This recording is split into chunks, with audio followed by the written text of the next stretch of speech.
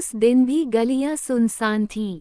तभी गली से एक फेरी वाली गुजरते हुए आवाज लगा रही थी, फांकी ले लो फांकी। जैसे ही आवाज सोहन की बैठक के नजदीक आई तो उसे वह आवाज कुछ जानी पहचानी सी लगी। वह जल्दी से चारपाई से उठा और गली की तरफ लपका। तब तक वह फेरी वाली थोड़ा आगे निकल गई थी। सोहन ने पीछे से आवाज लगाई, लच्छो, ए लच्छो, सुन तो। उस फेरी वाली ने मुड़कर देखा तो सोहन ने इशारे से उसे अपने पास बुलाया। वह फेरी वाली फांकी और मुल्तानी मिट्टी बेचने के लिए उसके पास आए और बोली, जी बाबूजी, फांकी लोगे या मुल्तानी मिट्टी? सोहन ने उसे देखा तो देखता ही रह गया। दोबारा जब उस लड़की ने पूछा, क्या लोगे बाबूजी? तब उसकी तंद्रा टूटी। सोहन ने पूछा, तुम लच्छो को जानती हो, वह भी यही काम करती है। उस लड़की ने मुस्कुरा कर कहा, लच्छो मेरी माँ है। सोहन ने कहा, वह कहाँ रहती है? उस लड़की ने कहा, वह यहीं मेरे साथ रहती है। आपके गांव के स्कूल के पास ही हमारा डेरा है। हम वहीं रहते हैं। आज माँ पास वाले गांव में फेरी लगाने गई है। सोहन ने उस लड़की को बैठक में बिठाया, ठंडा पानी पिलाया और उससे कहा कि कल वह अपनी माँ को साथ लेकर आए। तब उनका सामान भी खरीदेंगे और बातचीत भी करेंगे। अगले दिन वे माँ बेटी फेरी लगाते हुए सोहन के घर पहुंची। उसने दोनों को बैठक में बिठाया, चाय पानी पिलाया। इसके बाद सोहन ने लच्छो से पूछा, क्या हालचाल है तुम्हारा?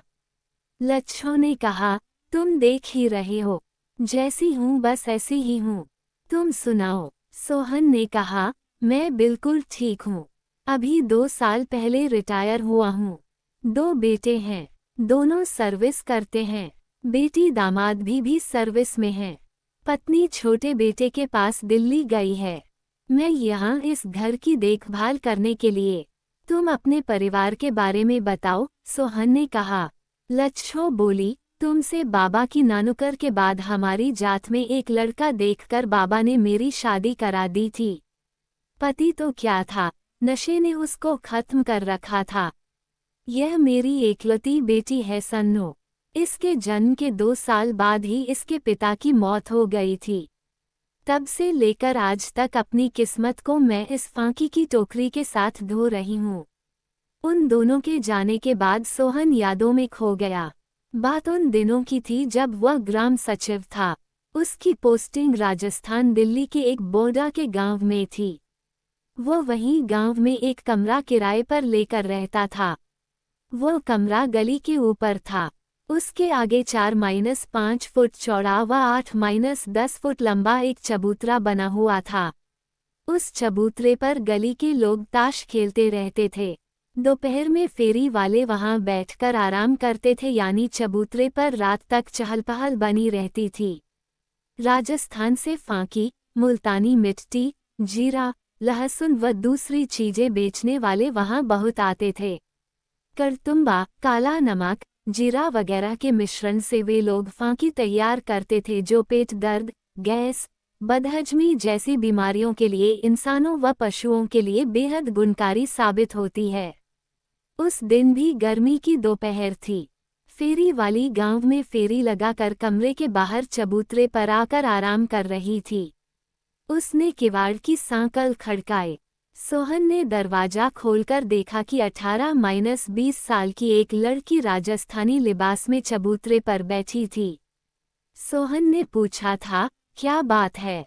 उसने मुस्कुरा कर कहा था, बाबूजी, प्यास लगी है, पानी है तो दे देना। सोहन ने मटके से उसको पानी पिलाया था। पानी पीकर वह कुछ देर वहीं बैठी रही। सोहन उसके गठीले बदन के उभारों को देखता रहा। वह लड़की उसे बहुत खूबसूरत लगी थी। सोहन ने उससे पूछ लिया, तुम्हारा नाम क्या है? उसने कहा था, लच्छो। तुम लोग रहते कहाँ हो? सोहन के ये पूछने पर उसने कहा था, बाबूजी, हम खाना बदोश हैं। घूम घूम कर अपनी गुजरबसा करते हैं। अब कई दिनों से यहीं गांव के बाहर डेरा है। पता नहीं कब तक यहाँ रह पाएंगे। समय बिताने के बहाने सोहन लच्छो के साथ काफी देर तक बातें करता रहा था। अगले दिन फिर लच्छो चबूतरे पर आ गई। वे फिर बातचीत में मसरूफ हो गए। धीरे धीरे बातें मुलाकातों में बदलने लगीं। लच्छो ने बाहर चबूतरे से कमरे के अंदर की चारपाई तक का सफ़र पूरा कर लिया था। दोपहर के वीरानेपन का उन दोनों ने भरपूर फायदा उठाया था। अब तो उनका एक दूसरे के बिना दिल ही नहीं लगता था। सोहन अभी तक कुंवारा था और लच्छो भी। वो कभी कभार लच्छो के साथ बाहर घूमने चला जाता था। लच्छो उसे प्यारी लगने लगी थी। वो उससे दूर नहीं होना चाहता था। उधर लच्छो की भी यही हालत थी। लच्छो ने अपने माता पिता से रिश्ते के बारे में बात की। वे लगातार समाज की दुहाई देते रहे और टस से मज नहीं हुए। गांव के सरपंच से भी दबाव बनाने को कहा। सरपंच ने उनको बहुत समझाया और लच्छो का रिश्ता सोहन के साथ करने की बात कही, लेकिन लच्छो के पिताजी नहीं माने। ज्यादा दबाव देने पर वे अपने डेरे को वहां से उठाकर रातों रात कहीं चले गए। सोहन पागलों की तरह मोटरसाइकिल लेकर उन्हें एक गांव से दूसरे गांव ढूंढता रहा, लेकिन वे नहीं मिले। सोहन की भूख प्यास सब मर गई। सरपंच ने बहुत समझाया, लेकिन कोई फायदा नहीं। बस हर समय लच्छो की ही तस्वीर उनकी आंखों के सामने छाई रहती। सरपंच ने हालत भांपते हुए सोहन की बदली दूसरी जगह करा दी और उसके पिताजी को बुलाकर सब कुछ बता दिया।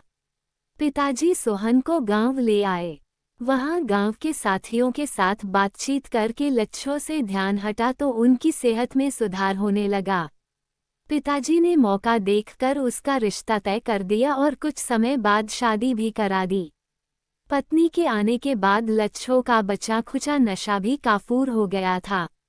फिर बच्चे हुए तो उनकी परवरिश में वह ऐसा उलझा कि कुछ भी याद नहीं रहा। आज 35 साल बाद सन्नो की आवाज ने, उसके रंगरूप ने सोहन के मन में एक बार फिर लच्छो की याद ताज़ा कर दी। आज लच्छो से मिलकर सोहन ने आंखों आंखों में कितने गिले शिकवे किए। लच्छो व सन्नो चलने लगी तो सोहन ने कुछ रुपए लच्छो की मुट्ठी में टोकरी उठाते वक्त दबा दिए और जाते जाते ताकीद भी कर दी कि कभी भी किसी चीज़ की ज़रूरत हो तो बेधड़क आकर ले जाना या बता देना, वह चीज़ तुम तक पहुंच जाएगी। लच्छो का भी दिल भर आया था। आवाज निकल नहीं पा रही थी। उसने उसी प्यार भरी नज़र से देखा जैसे वह पहले देखा करती थी। उसकी आंखें भर आई थीं। उसने जैसे ही हाँ में सिर हिलाया, सोहन की आंखों से भी आंसू बह निकले। वह अपने पहले की जिंदगी को दूर जाता देख रहा था और वह जा रही थी। आपने ने भी किसी से प्यार किया है तो आपका भी दिल रो जाएगा ये कहानी सुनकर।